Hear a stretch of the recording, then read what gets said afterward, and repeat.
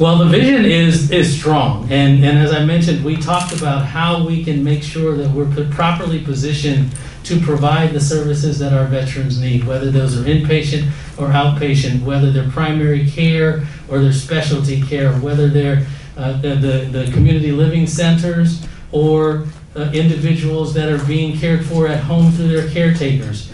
We want to make sure that we're properly positioned to provide all of those cares, all of those types of care and others to all of our veteran community. And so we talked about the facilities here, and we talked about the workforce. And we recognize that there are challenges in making sure that we keep the workforce happy and healthy and here, and we can recruit and retain and relocate people to serve our vets.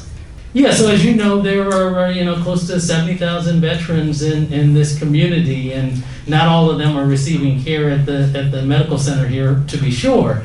But we are properly positioned, and we have the staff, and we're recruiting additional staff where there may be gaps in staff to make sure that we have the personnel to provide the services to our veterans. You may know that we recently have rolled out a new methodology to examine how that time is calculated. We haven't changed our services to our veterans, but we have tried to make sure that as we look at the time it takes from an individual requesting an appointment to get an appointment, we do that in a fashion that accurately reflects their wait time.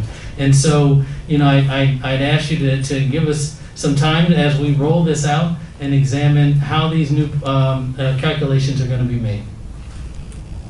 Well, we have a lot of things. Secretary McDonough came out several months ago with a 10-point plan that was focused on our human infrastructure, things that would allow us to hire more quickly, to provide more compensation to our nursing corps and our housekeeping corps, to shorten the time that it takes to bring people on.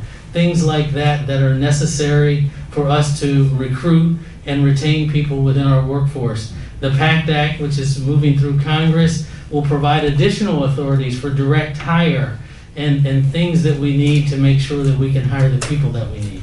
And in addition, since Maria, we have established over 5 different mobile units, and we have established also a task team that essentially during the event and after the event, every veteran is contacted.